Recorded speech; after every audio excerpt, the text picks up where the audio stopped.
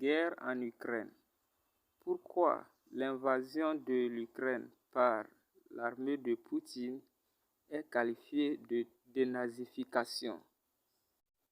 Comparons les images de combat datant de la Deuxième Guerre mondiale et les images de combat de Mariupol pour comprendre le sens réel de l'expression dénazification. Elles nous viennent de Mariupol, ce sont des images de la télé russe, une agence de presse russe, ces militaires ukrainiens qui se rendent. Il y a donc eu une reddition, le Kremlin le disait ce matin, 1 millier d'hommes qui se sont rendus. Vous entendiez tout à l'heure Yulia Tymoshenko me dire que ça n'était pas le cas. En l'occurrence, Didier François, il semble bien que ce soit le cas. Hein. Oui, ça, franchement, enfin, regardez leur visage, vous voyez bien Ouais. que ce sont des gens fatigués qui viennent de passer des jours difficiles. Déjà, c'est une résistance héroïque. Hein. Ils ont tenu plus de 40 jours isolés et encerclés, sans munitions. Honnêtement, il y a un moment où c'est plus possible. Et c'est ce qu'ils nous ont annoncé petit à petit hier avec leurs appels. Donc, j'espère qu'ils seront bien traités. Alors voilà, c'est ça. La question, c'est ça aussi, de savoir s'ils seront bien traités.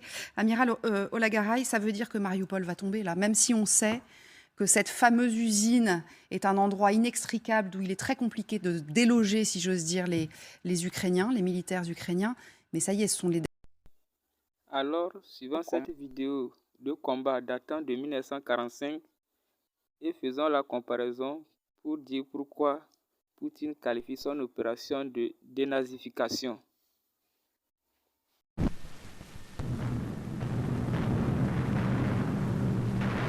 Идет сражение в Берлине. Бой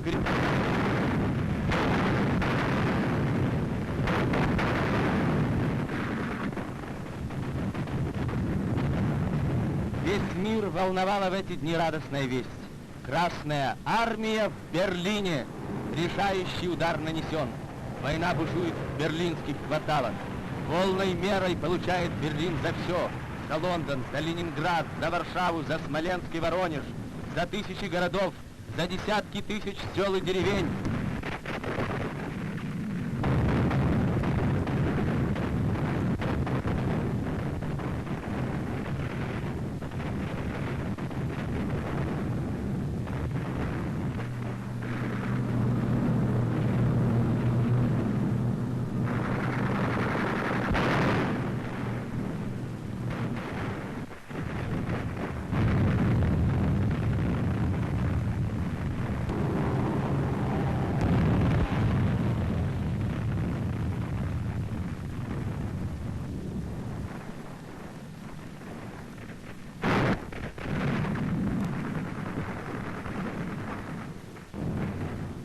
Сокрушая все преграды, бойцы рвались вперед к самому центру гитлеровского логова.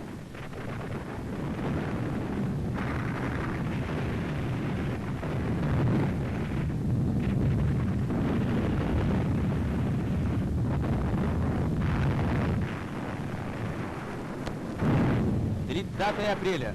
Захвачены главные районы столицы Германии.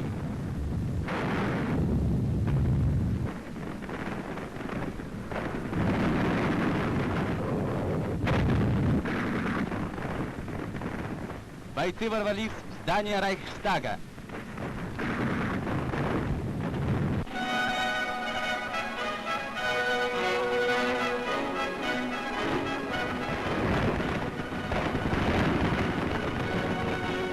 Над Берлином взвелось знамя победы.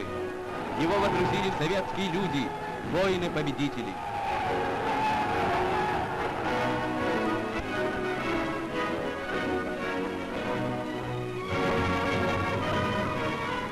В Берлин в канун 1 мая 1945 года. В суровой обстановке встречали войска следующий день, радостный и торжественный.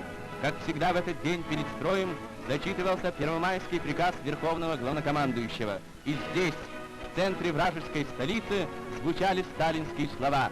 Дни гитлеровской Германии сочтены. Смертельно раненый фашистский зверь находится при последнем издыхании. Задача теперь сводится к одному — доконать фашистского зверя.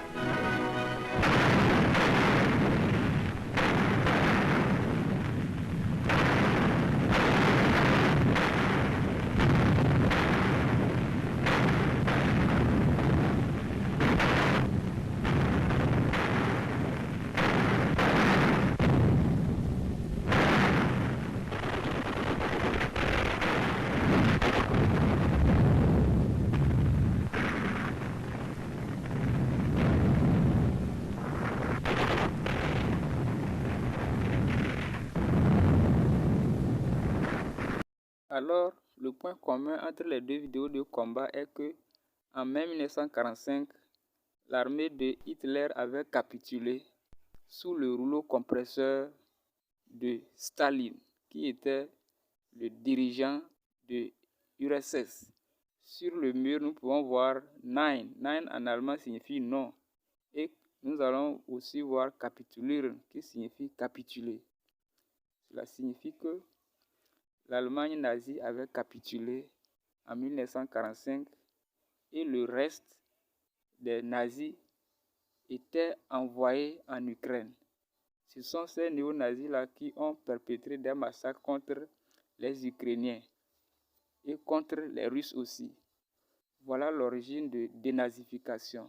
Autrement dit, c'est le résidu des soldats de Hitler qu'on avait envoyés en Ukraine. Et ce sont eux qui ont prospéré les tentacules de néo-nazis. C'est pour cette raison que Poutine qualifie cette opération de dénazification. Selon l'armée de Poutine, les nazis qui étaient défaits en 1945 se sont retrouvés en Ukraine et continuent de perpétrer des massacres contre la population russophone. D'où l'origine de dénazification. Voilà le sens de cette expression. Merci, abonnez-vous à la chaîne.